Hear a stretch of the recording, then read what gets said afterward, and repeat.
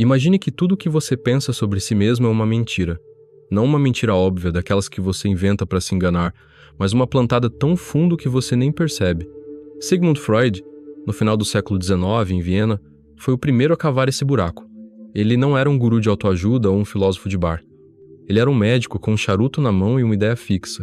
A mente humana não é o que parece. Antes dele, todo mundo achava que éramos donos dos nossos pensamentos, que a razão mandava em tudo. Freud riu disso. Ele disse que somos um caos, um emaranhado de vozes que nem sempre ouvimos. E, em algum lugar nesse caos, ele encontrou algo que não gritou para o mundo. Não por conspiração, mas porque era incômodo demais.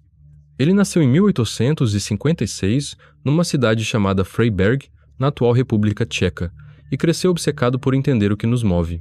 Aos 30 anos, já em Viena, começou a ouvir pacientes histéricos, mulheres que gritavam sem motivo, homens que esqueciam o próprio nome. Foi aí que ele desenhou o mapa da mente. O consciente, só a pontinha do iceberg, e o inconsciente, um oceano escuro cheio de coisas que não queremos ver. Ele dizia que nossos desejos, nossos medos, até nossos sonhos vêm de lá, mas Freud não parou no óbvio. Ele viu algo mais profundo, algo que não botou em cartazes. Era como se tivesse aberto uma porta e decidido não entrar de vez. O que ele viu? Não era só sexo ou traumas de infância, como todo mundo pensa quando ouve Freud. Era uma força estranha, uma energia que não explica só porque buscamos prazer, mas porque, às vezes, corremos pro abismo. Ele chamou isso de Thanatos, o impulso de morte, mas não era só sobre morrer, era sobre destruir nós mesmos, aos outros, ao que construímos. Freud sabia que isso estava lá, mexendo nas cordas da nossa alma, mas não fez alarde. Talvez porque fosse sombrio demais para a época dele. Um tempo de otimismo, de máquinas e progresso. Ou talvez porque ele mesmo não soubesse o que fazer com isso. Então, sim, Freud mudou o mundo. Ele mostrou que não somos tão racionais, que carregamos um porão cheio de sombras. Mas esse segredo, esse pedaço que ele deixou meio escondido nos livros é mais do que uma nota de rodapé, é uma rachadura no que achamos que somos. Um vazio que não explica, uma vontade de jogar tudo fora que não diz de onde vem. Ele viu isso. E, quer você goste ou não, isso está em você também. Freud não inventou a ideia de que a mente é mais do que vemos, mas foi ele quem a tirou do campo das suposições e jogou na mesa como ciência. No final do século XIX, enquanto Viena fervia com cafés e ideias, ele sentava com pacientes que não explicavam seus próprios gritos. Ele dizia que a mente é um iceberg. O consciente, aquilo que você sabe que pensa, é só a ponta, um pedaço pequeno boiando na superfície. Abaixo disso, tem o pré-consciente, um arquivo de memórias que você pode puxar se quiser. E mais fundo, o inconsciente, um mar escuro, onde nadam coisas que você nem imagina. Para ele, esse mar é o que manda de verdade. Não é a razão, não é a vontade. É algo que pulsa por baixo, fora do seu alcance. Ele dividiu isso em 3 partes. O id, um bicho selvagem que quer tudo agora. Prazer, comida, sexo, sem freio. O superego, o juiz interno, cheio de você deve e você não pode, moldado por pais, escola, igreja, e o ego, o coitado no meio, tentando equilibrar os dois enquanto finge que está no controle. Freud olhava para isso como uma guerra civil dentro da cabeça. Um paciente dele, um tal de Homem dos Lobos, sonhava com lobos brancos toda noite. Freud fuçou e viu que não era só medo de bicho, era o pai dele, a culpa, o desejo, tudo misturado num bolo que o cara nem sabia que carregava. O inconsciente, para Freud, é assim, um novelo de fios que você não desata fácil. Mas ele não parou aí. Ele dizia que o inconsciente não é só um depósito de lixo, onde jogamos o que não queremos ver. É um motor. Ele mexe com você o tempo todo, nos lapsos de língua, nos sonhos esquisitos, até na raiva que explode do nada. Em 1899, publicou A Interpretação dos Sonhos e o mundo ficou de boca aberta. Antes, sonho era só bobagem ou recado de Deus. Freud disse, não, é o inconsciente falando, gritando que você cala de dia. Ele pegou um sonho de uma paciente sobre uma escada e mostrou que era desejo reprimido, medo de traição, tudo codificado. Era como decifrar um idioma que ninguém sabia que existia. Só que Freud não era perfeito. Ele fumava charuto até o câncer comer a boca dele, brigava com amigos como Jung e às vezes forçava a barra nas ideias. Mas o que ele fez foi abrir um buraco na parede do que achávamos que era ser humano. Antes dele, a mente era um castelo limpo, com a razão no trono. Depois virou um porão bagunçado, com portas trancadas e barulhos atrás delas. E foi fuçando nesse porão que ele achou algo que não botou na vitrine. Não era só prazer ou trauma. Era uma força mais estranha, mais bruta, que não cabe nas caixinhas bonitas da psicanálise que todo mundo conhece. Ele sabia que a mente não é só um palco de desejos, ela é um campo de batalha onde nem sempre queremos a paz. Freud passou a vida destrinchando o inconsciente, mas nem tudo que ele encontrou virou manchete. Nos seus primeiros livros, o foco era claro: desejos reprimidos, traumas de infância, o sexo como motor da alma. Só que lá pelos anos 1920, já mais velho e com a guerra batendo na porta, ele viu algo que não cabia tão fácil nas teorias bonitinhas. Ele chamou de Thanatos, o impulso de morte. Não era só sobre querer morrer, mas era mais bruto, mais estranho.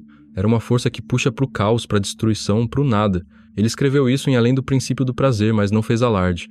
Não era o tipo de coisa que as pessoas queriam ouvir num mundo que sonhava com progresso. Thanatos não é o oposto do prazer, o Eros que ele tanto falava. É um parente esquisito, um irmão gêmeo que ninguém convida pra festa. Freud dizia que o Eros quer vida, união, construir, mas o Thanatos quer desfazer, quebrar, voltar pro zero. Ele viu isso nos pacientes. Um cara que repetia brigas até perder tudo.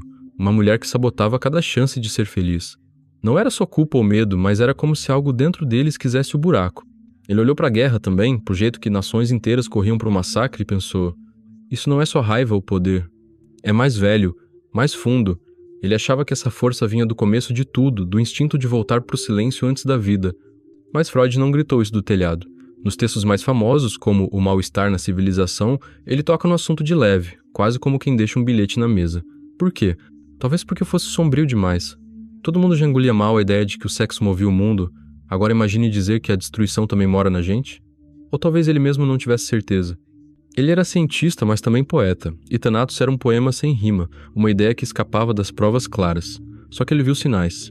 Num caso, um paciente sonhava com fogo toda noite, isso não era medo, era vontade de ver tudo queimar. Freud anotou: aqui tem algo que não explica só com prazer. O que torna isso incômodo não é só a teoria, é o que ela diz sobre nós. Se Thanatos está aí, não somos só bichos querendo sobreviver ou amar, somos também bichos que às vezes querem apagar a própria luz. Freud sabia que isso não era bonito de admitir. Ele vivia num tempo de otimismo, de máquinas e ciência prometendo o paraíso. Falar de um impulso que quer o fim não pegava bem. Mas ele não inventou isso do nada. Ele viu, sentiu, anotou e deixou para quem quisesse cavar mais fundo. Porque no fim, Thanatos não é só um nome grego chique. É o peso que você já carregou sem saber o nome, aquele dia que você olhou pro nada e pensou em deixar tudo para trás.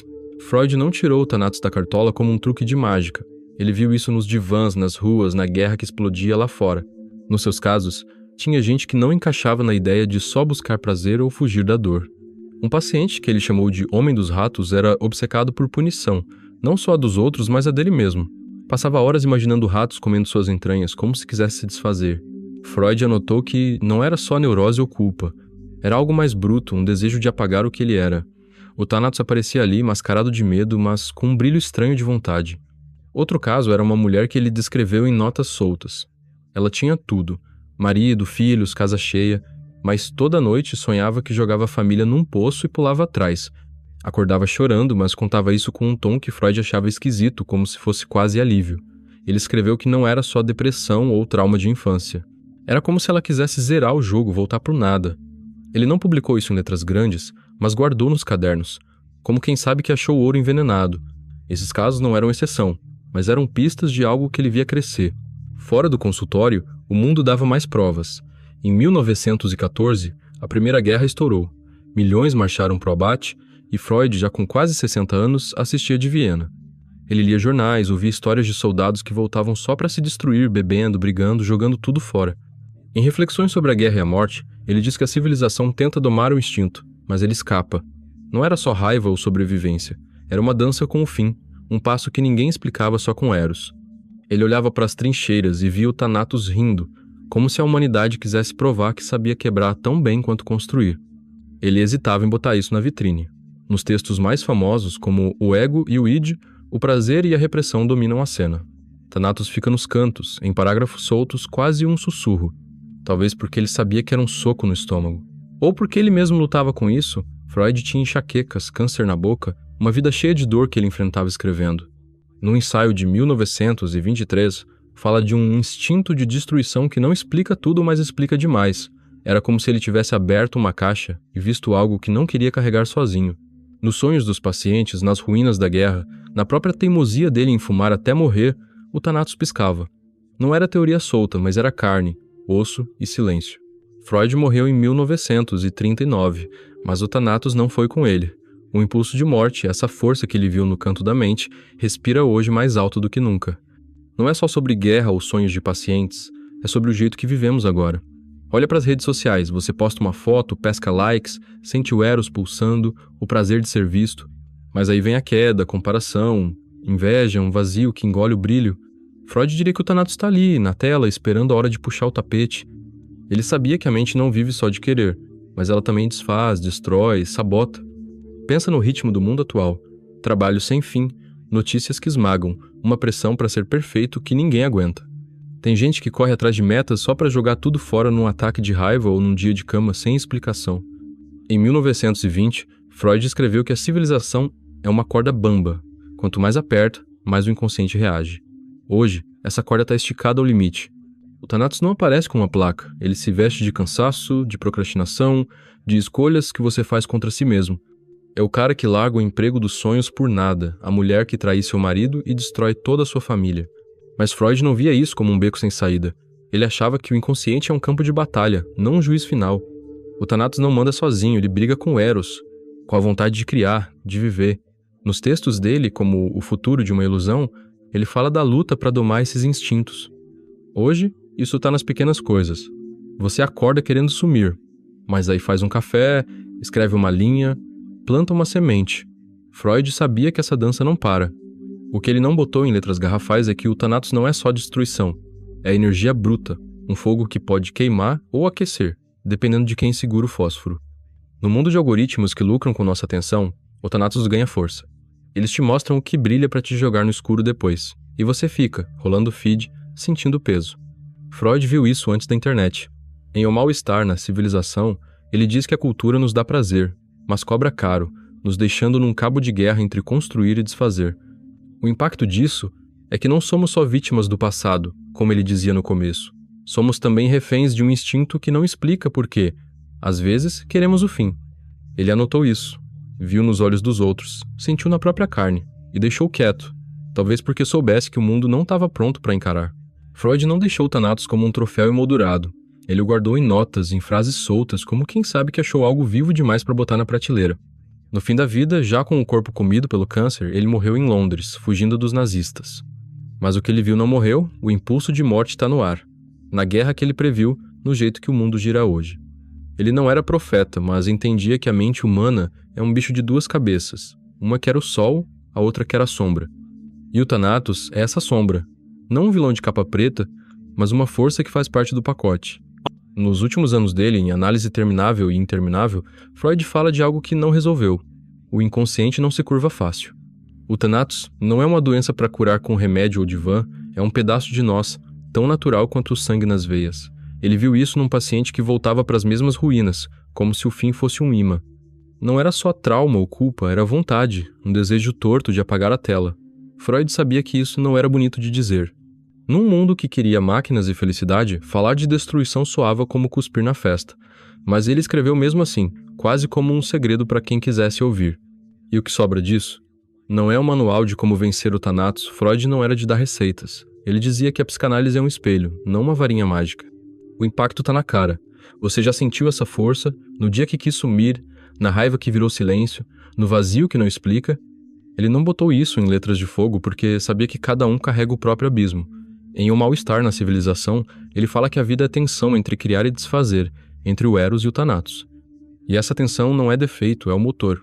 O que Freud deixou nas entrelinhas é que o Thanatos não é só para temer. É energia crua, um fogo que queima, mas também empurra.